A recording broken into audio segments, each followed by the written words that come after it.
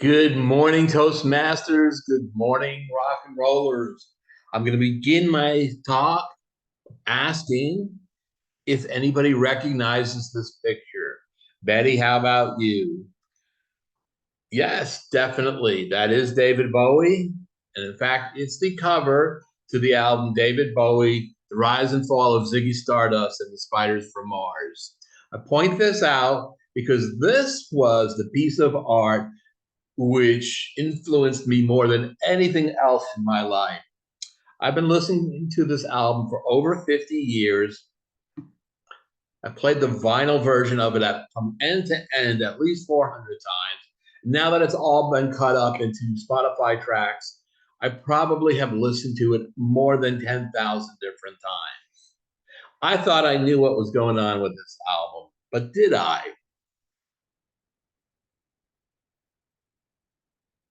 Where did the Ziggy Stardust personality come from?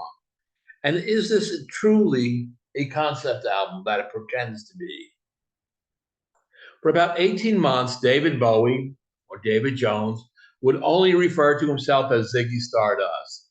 When he showed up on the Dick Cavett show or the BBC or Murder K or Wolfman Jack or another disc jockey show, he would be in makeup, boots, the full Ziggy Stardust regalia from the beginning of the day to the end of the day. It was truly method acting gone way, way as far as it could go. But where did this Ziggy Stardust character come from? A starting point would be to suggest that it came from inside David Bowie himself. So let's take a look at David Bowie. Let's look at his earlier albums. David Bowie's looked like this in his first couple of years. And believe it or not, it had been said many times that this bald fat fuck that sits before you used to have more than a passing resemblance to David Bowie four or more decades ago. Of course, there's no study of David Bowie is not complete without mentioning the man dress. The man dress would appear on album covers and also in his concert tours. This so upset the people of Texas that they charged the arena stage with loaded weapons. Always Texas. Now, the character of Ziggy Stardust was a transvestite alien with an important or believed to be an important message to deliver. And certainly there are some aspects of David Bowie's personality and lifestyle and actions that reflect this. The second one, you're not going to believe who the second influence that people mention is, and that is none other than Paul McCartney. Now, you might be crazy. You've got the colorful, dashing Ziggy Stardust and the rocker Paul McCartney. What do they have in common? But there's quite a lot. Just take the simple Beatles, Spiders. Also, mentioned in the album, he played it left hand, but made it too far, became the special man. That was what was happening to the Beatles at the time. You got to remember that while this album was being recorded and written, the Beatles were the biggest entertainment news. And what was happening right before the public's eyes is the kind of the friendship and partnership between Paul McCartney and John Lennon, and then the band as a whole was dissolving right before our eyes. It was just self-destructing. So there's something to be said for this wild, wild theory, which again, I never even heard of until about a month ago when I started researching for this. There's a second influence of Ziggy Stardust. Now, the third one is the one that I used to believe for years and years was the main influence. It comes from the line "Like a Leper Messiah," and it involves one of David's best friends, Iggy Pop. Now, obviously, there's the alliteration, Ziggy, Iggy, and as you can see on the left is Iggy Pop when he first began. He looks like a guy who almost but not quite got a date for the prom. And then on the right is what he looked like after his career in his stage show had progressed or regressed, depending on how you look at it. Iggy Pop had best known for two songs, "Lust for Life" and "China Girl," which he co-wrote with David Bowie. In the picture here on the left, you can see the younger Iggy Pop and younger David Bowie out on the town partying. They probably have enough pharmaceuticals in their body to supply 2 or 3 major hospitals. And on the right is one of the final versions of Iggy Pop's stage show. You can see he does kind of look like a Herod, pretty far out of it, leper messiah. Do or don't look at his abdomen. You'll notice it's filled with scars and scratches. That's because while he was on his live show, like a professional wrestler, he would take a piece of scratch of glass and scratch himself until he was bleeding on stage. Why this was thought to be a good idea, I don't know. It was the 70s. That's all I can say. The final, and actually the overwhelmingly most popular choice for where did Ziggy Stardust come from is an act named Vince Taylor, which once again, I've been listening to this album for 50 years. I'd never even heard of this until I started digging into the background of the album just 3 or 4 weeks ago. Vince Taylor was an act. He eventually destroyed himself. This band dissolved. He was having problems with alcohol, drugs, and the article here says he joined a religious movement. It goes further than that. He joined a religious movement and decided that he was a Messiah from God and had a message he must get out and deliver to the people.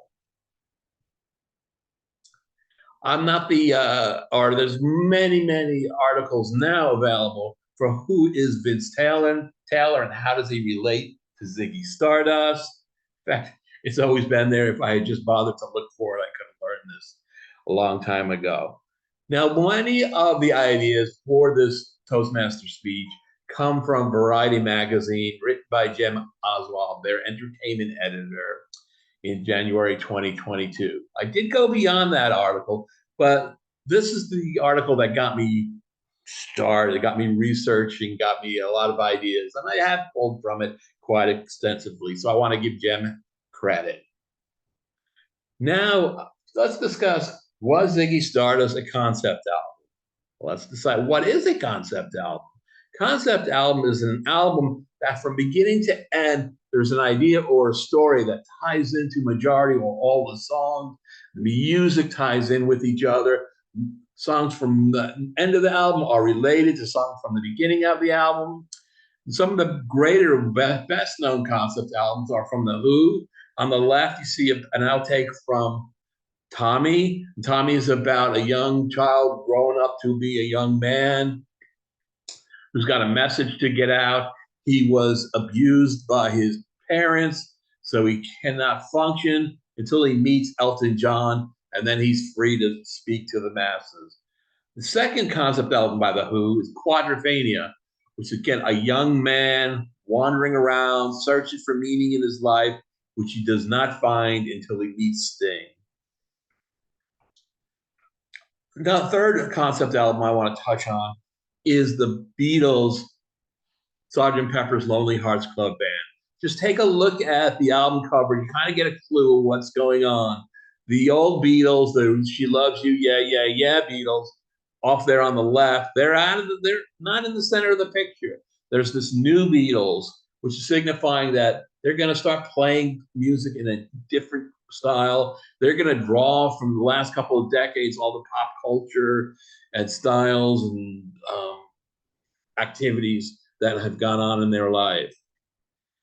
I used to have a good friend who was a music editor for a magazine, and he went on one day over lunch to describe how this is one of the best written albums of all time. How one song builds up to another song, plays off the next song, and then the song after that ties into the two previous songs. Unfortunately, I did say something that totally pissed off that editor. He's no longer taking my calls. He's no longer a resource I can rely on. But I will state many people who know music very well believe this is one of the most tightly written albums out there. Toward the right, you have the cover of Alan Parsons Project's I, Robot. This is an album, again, from beginning to end, all about about mankind's over reliance on technology and how it could possibly destroy our lives. Alan Parsons has always had concept albums. His first one was Tales of Mystery and Imagination, from front to beginning, all about Edgar Allan Poe's fiction. Also has a concept album about the highs, lows, and moral depravity of gambling, and a concept album about industrial waste, many more industrial, many more concept albums are in his catalog. But now let's go back to Ziggy Stardust. Is Ziggy Stardust and the Spiders from Mars a concept album? Does it have a story that goes from beginning to end? Does it have music that ties in from one song to the other? No, it does not. It was just something that I picked up somewhere, maybe from my friends, maybe from a DJ. And I believe, and certainly from the title makes you believe, the rise and fall, that there's going to be a story here. There really is not a story there. It is not a concept album. So that was this was something that was in the center of my brain, an album I listened to almost every day of my life. And I still didn't really understand it or have uh, my head around how it was put together and what it was trying to say. I have several other wrong and bad ideas that I had been carrying around for decades. One was that Mexican women make wonderful mothers when they're 15 years old. Another was that Chinese mothers always push their children to exceed in science and computer science and math. That way they can grow up and sell state secrets. And finally was, if you're going to have a wedding or a social event and there's going to be dancing, do not allow the white Ofays on the dance floor or they'll just bring the place down. I've grown up. I've left these ideas behind. They're childish, they're stupid, they're counterproductive. And I can't believe that I accepted them, usually from being a teenager on. Take a look inside your own self and see, are there any bad ideas you've been carrying around? Maybe since you were a teenager, maybe since you were a toddler. Set yourself free from those. Think of how much better you'll feel without that ugly baggage. Thank you, Toastmasters.